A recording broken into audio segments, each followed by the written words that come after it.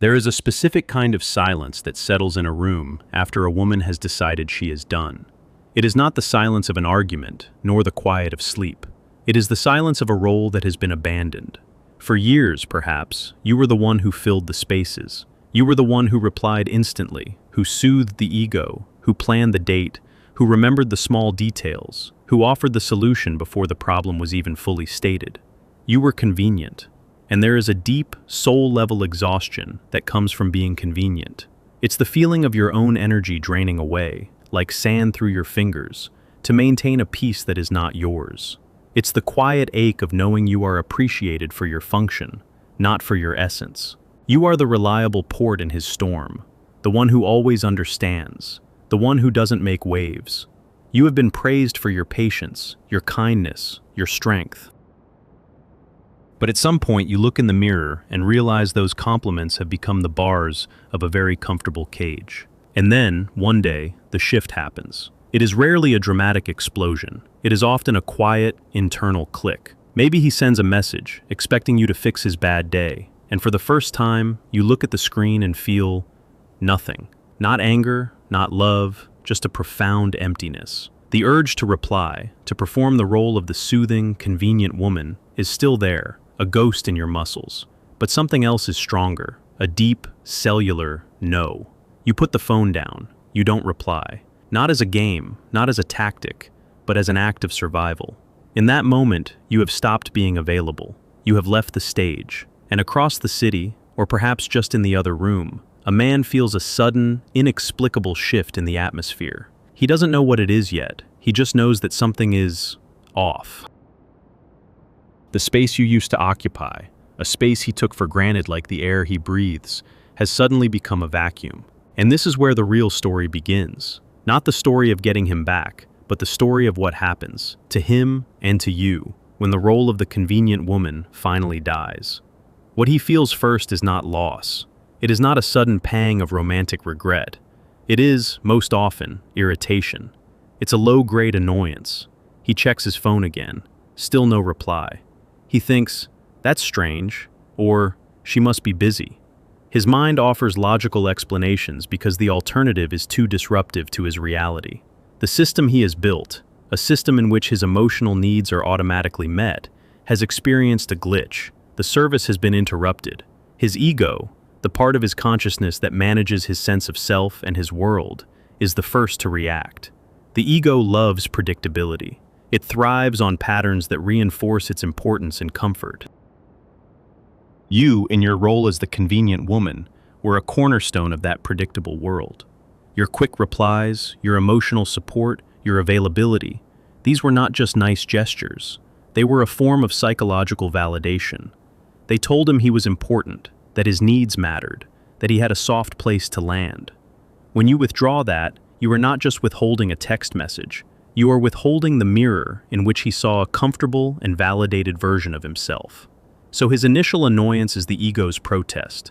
The system is down. Please fix it. He might send a follow-up message, a little more demanding this time, a question mark, or a, where are you?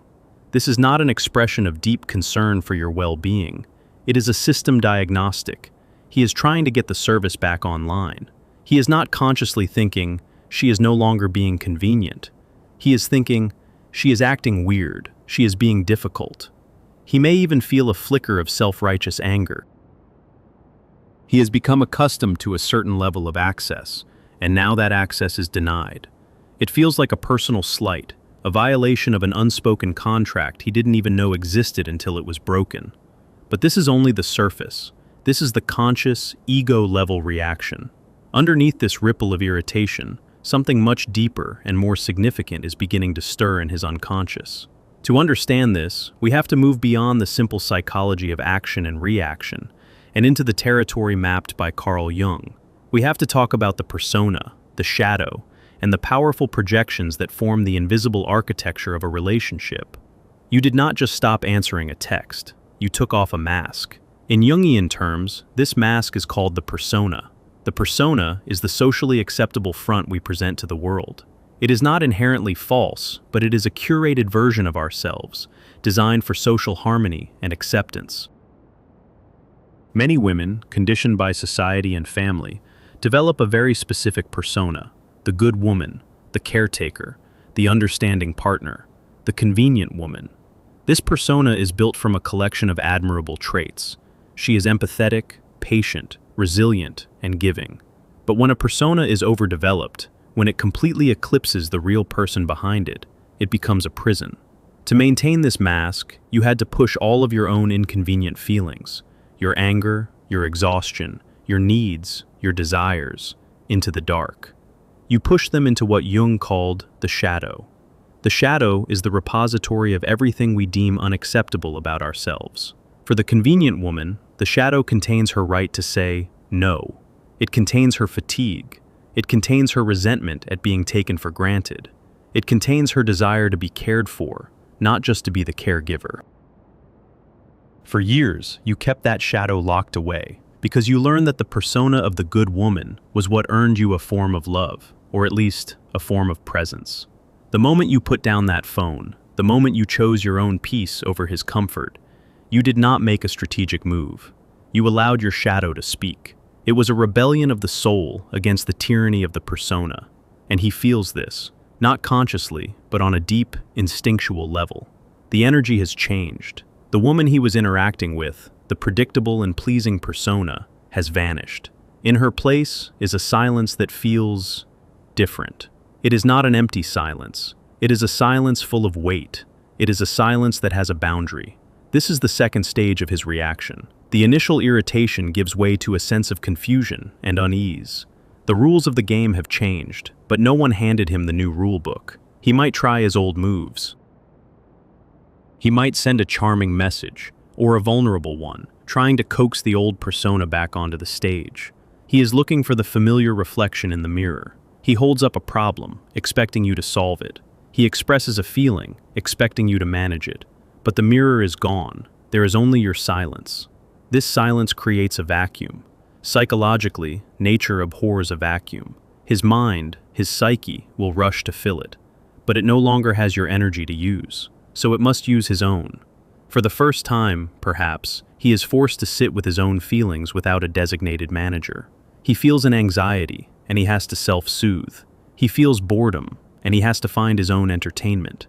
He has a problem, and he has to solve it himself. This is deeply uncomfortable for him. The convenience you provided wasn't just practical, it was emotional. You were doing a significant portion of his emotional labor. You were regulating his moods, affirming his choices, and absorbing his anxieties. Now, that entire psychic function has been withdrawn. It's as if a crutch he didn't know he was leaning on has been kicked away. He stumbles. This is where a crucial distinction must be made. His discomfort is not necessarily a sign that he loves you deeply and cannot live without you. It is, at this stage, a sign that he was dependent on the function you performed. He is experiencing withdrawal, not from you, the complex, multifaceted human being, but from the role you played. Think of it like an empty chair at a table. For years, you sat in that chair, always ready, always listening, always available. He grew so accustomed to you being in that chair that he stopped seeing you. He only saw the function of the chair, a place to rest his worries, a place to be heard. When you get up and walk away, his gaze first falls on the empty chair. It's the emptiness that he notices, the disruption to his comfort.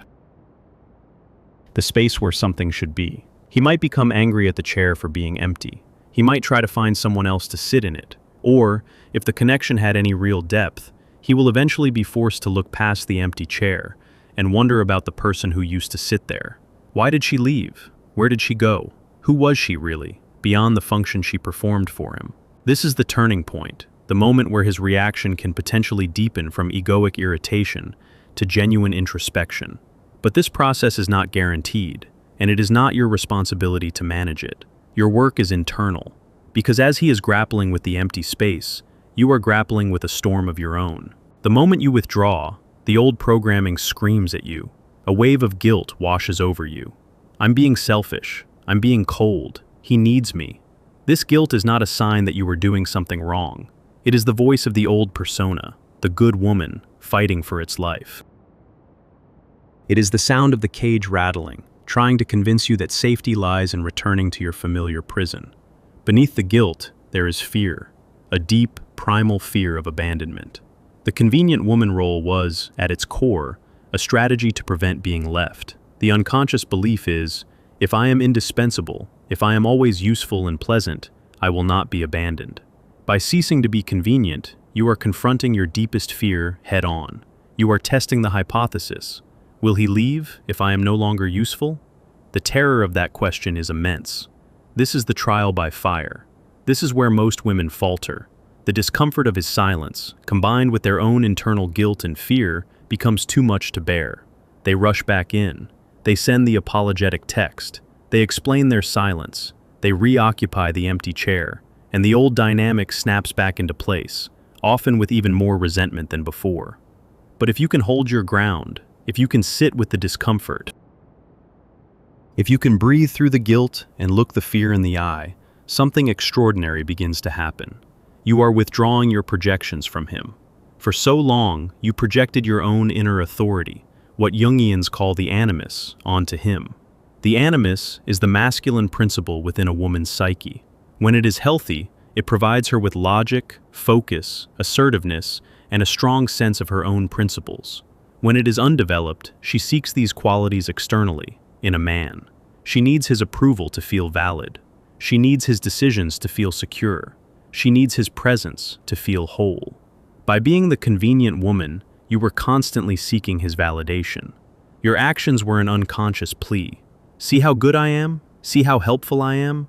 Please approve of me. Please choose me. You made him the arbiter of your worth. When you withdraw, when you stop performing for his approval, you are forced to find that source of authority within yourself. You begin to develop your own animus. You start asking not what does he want, but what do I need? Not how can I make him feel better, but what is right for me? You stop looking for a king to serve and start cultivating the queen within. This is the process of individuation, of becoming a whole, indivisible self. And as you are withdrawing your projections, a fascinating thing happens to him. He is forced to confront his own. Just as you projected your animus onto him, he was likely projecting a part of his inner world onto you. Specifically, an aspect of his anima. The anima is the feminine principle within a man's psyche. It represents his connection to feeling, to relationship, to creativity, and to the unconscious. An immature anima often manifests as a need for a mother figure, a woman who provides unconditional comfort, emotional regulation, and caretaking without making any demands of her own. He projects this magical mother archetype onto the woman in his life. He doesn't want a partner. He wants a magical caregiver who is also a lover. The convenient woman is the perfect screen for this projection. She fits the role beautifully. She soothes, she gives, she nurtures, and she asks for little in return. He doesn't have to engage with her as a separate, complex individual with her own needs, because he only sees the projection. He is in a relationship, not with you, but with his own unconscious feminine side, externalized. When you withdraw your convenience, you shatter that projection. The magical mother is gone. He is left looking at a real woman, a woman whose silence is now asking a question. Who are you beyond your need for me? And who am I beyond my service to you? This is a terrifying question for a man with an undeveloped anima.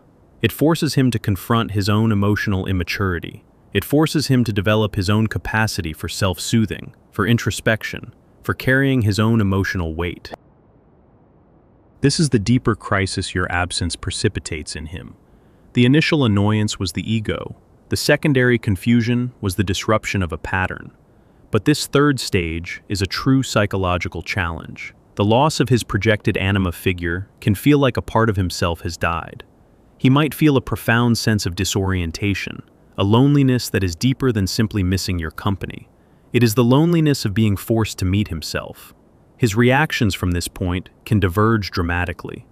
One man might panic and find a new, more convenient woman as quickly as possible to re-establish the comfortable projection.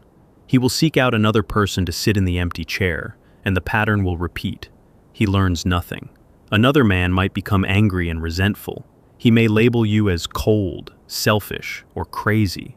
This is his ego defending itself against the painful work of introspection. By demonizing you, he avoids looking at his own dependency and the role he played in creating the dynamic. But there is a third path. A man with some capacity for self-awareness, now faced with this profound psychic disturbance, may begin to do the work.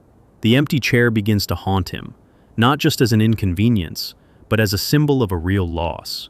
He starts to remember moments, not of your convenience, but of your laughter, your intelligence, your unique spirit. He starts to see the person he failed to see when she was sitting right there. He starts to miss you, not just your function. He may feel a deep sense of regret, not just that you are gone, but for his own blindness. He may realize how much he took for granted. This is not a guarantee, it is a possibility. A possibility that is created not by your chasing, pleading, or explaining, but by the powerful, dignified silence of your absence. Your withdrawal creates the space for his consciousness to grow. If this happens, he may try to reach out, but the man who reaches out from this place of awareness is different from the man who was pinging your phone with question marks out of irritation. His energy will be different. The message will not be a demand. It might be an apology. It might be a genuine question about how you are. It might be a tentative, humble attempt to understand. And this is where your own transformation is truly tested. If this message comes, and your heart leaps with the triumphant thought, "It worked, he's back," then you are still caught in the old pattern. You are still defining your worth by his validation. But if you have done the inner work, if you have sat with your guilt, faced your fear, and begun to cultivate your own inner authority, you will receive this message from a new center. You will not be the convenient woman rushing to soothe him. You will be a sovereign woman, evaluating whether this connection is truly worthy of your energy. You will see the message, and you will feel calm. You will be able to look at it without the desperate hunger for approval. You will be able to ask yourself, does this align with my peace? Does this honor my worth? Have I seen real, sustained change in him, or is this just a momentary panic to get his comfortable system back online? Your power is no longer in your ability to be convenient. Your power is in your ability to discern. If this message resonates with a truth you've felt but never had the words for, take a moment to acknowledge it. If you feel ready, you might write a single sentence for yourself in the comments, a declaration of this new chapter, not for anyone else, but as an anchor for your own journey. The ultimate outcome is not about whether he learns his lesson or comes crawling back. That is the language of ego and revenge. The true transformation is about you. It is about you breaking a generational pattern of female overgiving. It is about you reclaiming the parts of yourself you sacrificed to be loved. When a woman stops being convenient, she embarks on a path of individuation. She reclaims her shadow. She develops her animus. She takes back her projections. She becomes whole. And what happens to the man? He is given an opportunity, an invitation disguised as a crisis to do his own work, to withdraw his own projections, to develop his own anima, to become a whole man who can meet a whole woman. Whether he accepts that invitation is his journey, not yours. Your journey is to fall in love with the woman you are becoming, in the absence of your need for his approval. It's to furnish the space that the empty chair once occupied, not with waiting, but with your own life, your own joy, your own purpose. You learn that your presence is a gift, not a utility. Your energy is a treasure, not a resource to be endlessly tapped. And you arrive at a place of profound peace. If he comes back, having done his own work, he will meet a woman he has never known before. A woman who is not convenient, but who is real. A woman who is not a function, but a soul. The relationship that could be born from that meeting is one of equals, a conscious connection, not an unconscious contract. And if he does not come back, it is a confirmation that he was only ever in love with your convenience, and his absence becomes the greatest gift of all, the clean, open space in which you can finally, fully, build a home within yourself. The silence is no longer a weapon or a tactic. It is not a painful void. It is the sound of your own sovereignty. It is the sound of you, finally, coming home. My value is not defined by my availability. This is not just a mental shift. It is a profound change that registers in the body. For years, your nervous system was wired for his. A notification from him would trigger a cascade of responses. A jolt of cortisol, followed by the dopamine hit of being needed, and the oxytocin of connection as you solved his problem. Your body was in a state of constant, low-grade alert, waiting for the next summons. Your shoulders carried the tension of his unexpressed worries. Your jaw held the memory of the words you swallowed. When you withdraw, your body begins a detoxification process. At first, it's disorienting. The phantom vibration of the phone in your pocket is real. It's your nervous system still running the old program. You might feel a surge of anxiety at 10 p.m., the time he used to call, your body bracing for an emotional download that no longer comes. This is the body memory of convenience, and it takes time to unwind. But then, something new begins to emerge. You take a full, deep breath, and you realize your chest isn't tight. You wake up in the morning, and the first thought isn't, "I wonder what mood he's in," but, "What do I want to do with this day?" You might find yourself stretching your arms wide, unconsciously claiming more physical space, because you are no longer making yourself small to accommodate his ego. This is the feeling of your life force, your vital energy, flowing back into your own limbs, your own torso, your own mind. You are re-inhabiting yourself. For him, a parallel process occurs in his body, but it is one of lack. The constant stream of validation and soothing you provided was a type of energetic nourishment. Its absence creates a physical deficit. He might feel a gnawing emptiness in his stomach that he misinterprets as hunger. He might feel a strange, unplaceable restlessness, an inability to settle. This is his nervous system, accustomed to being regulated by an external source, you, now flailing in search of equilibrium. He might find himself pacing, unable to sit still, his body physically searching for the comfort object that has been removed. He feels a chill, not because the room is cold, but because the psychic warmth you provided is gone. He is, for the first time, emotionally exposed to the elements. This physical discomfort drives him further into his psychological crisis. It makes the silence you've created impossible to ignore. It is during this period that his own shadow, long dormant and projected onto others, begins to stir and demand attention. The convenient woman role allowed him to keep his own shadow neatly repressed. Your competence allowed him to ignore his own incompetence. Your forgiveness allowed him to bypass his own guilt. Your strength allowed him to deny his own weakness and dependency. Now, with you gone, these shadow aspects come knocking on the door of his consciousness. He is forced to confront the parts of himself he finds shameful.